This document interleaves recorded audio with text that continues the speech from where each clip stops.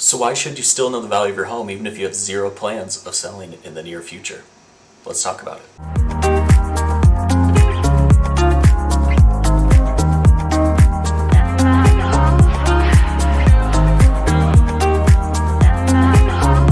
So today what we're going to talk about is we're going to talk about kind of that big question that I'm sure you have been asked by either myself, another agent, something like that, is, hey, do you want to know the value of your home? A lot of times we really get one of two answers with this. It's yes, I want to know what the value is, please help me out. There's various different ways that we can do this, but also sometimes we get the answer of no. A lot of times people think because it is our business to buy and sell real estate that we're asking you that just because we want to sell your home tomorrow.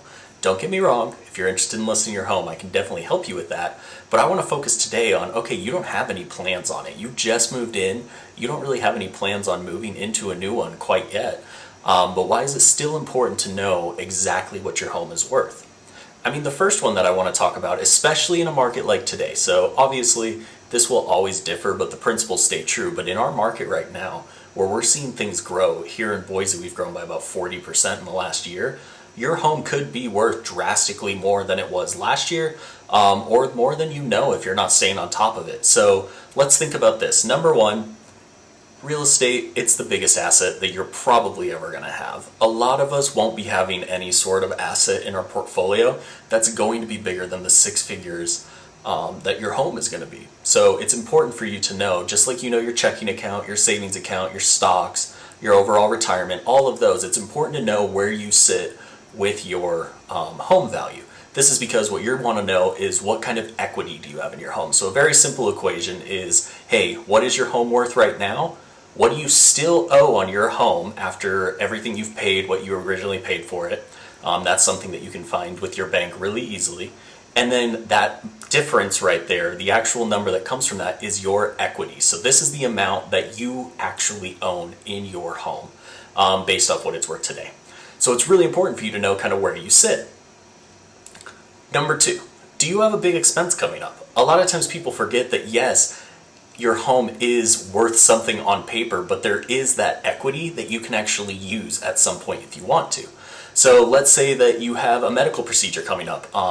If you're going out and you're just about to have a kid, those hospital bills, they will start to add up, but maybe there's a way that you can kind of get ahead of them right now. Or for something else, if you want to go on a vacation, whatever it is, if you know that you have a big expense coming up, home repairs, buying a new car, whatever it is, you could potentially use some of this equity. You could get a HELOC, which is kind of a home equity line of credit that you could actually almost use as a credit line, that equity that you have. I can give you recommendations on who to go through for that. You can also do a cash out refinance, which is where you refinance, you get kind of a new loan, but you get to take out some of that money. There's various different options that you can do, but potentially you could use that for that expense. Number three, on a similar kind of thought, is do you have some debt that you could pay off? I know my wife and I, we have some student loans. A lot of people do. Do you have some credit card debt? Is there a car that you want to pay off? Whatever it is, maybe you want to sit down and say, hey, what could our life look like if we didn't have this debt? Let's use our biggest asset here to help us kind of with the rest of it. A big thing too that people don't think about is, yes, well, if I pay off $5,000 of credit card debt, I would just be putting $5,000 more on my home.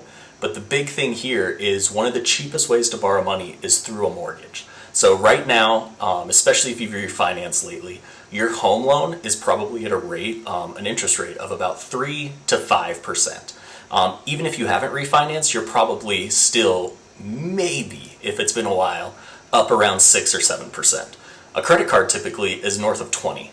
Student loans are around 8 to 10%. So there might be some way to at least transfer that over to something that's a lower interest rate, save you a lot of money on payments, and save you money in the long run. Number four, so a big one that we're seeing right now is what is a way that you can actually take this biggest asset that you have, your personal home, and then turn this into something that can be an asset that continues to pay you over time, which is an investment property. So whether you want a second home in somewhere that you go and visit, I know right now here in Boise, we have Garden Valley, McCall, some of those more vacation destinations that people might get a second home at because then they can go up and kind of have that their own asset that they stay at and enjoy.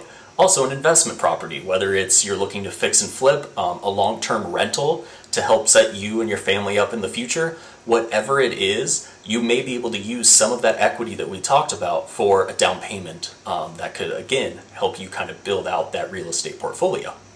And then finally, and this one really lines up with what I think my main purpose in business is to be your advisor, and it's to give you all of the information that you know before you need it. So think about it as, if you don't want to sell right now, what happens in 2 years if you decide you want to relocate for another job? You might have some kids going off to college, and now you don't need that 5-bedroom home anymore.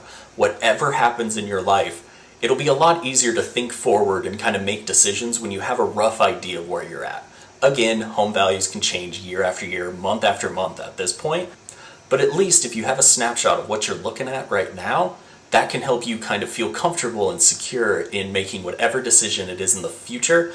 And if you don't actually make any decisions, then at least you know, hey, this is what my overall net worth portfolio looks like, which we all want to get to retirement at some point, and that is a crucial portion of that.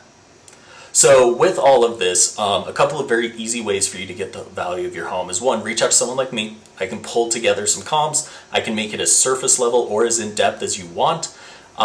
Give you a little bit of like a snapshot of where you currently sit, as well as I have a free tool called HomeBot, where you just give me your email and give me your address, and it'll send you a market report every single month. I don't have to do anything with it. It'll give you kind of a breakdown that we talked about of like, hey, this is what a HELOC could do for you. Do you want to buy an investment property?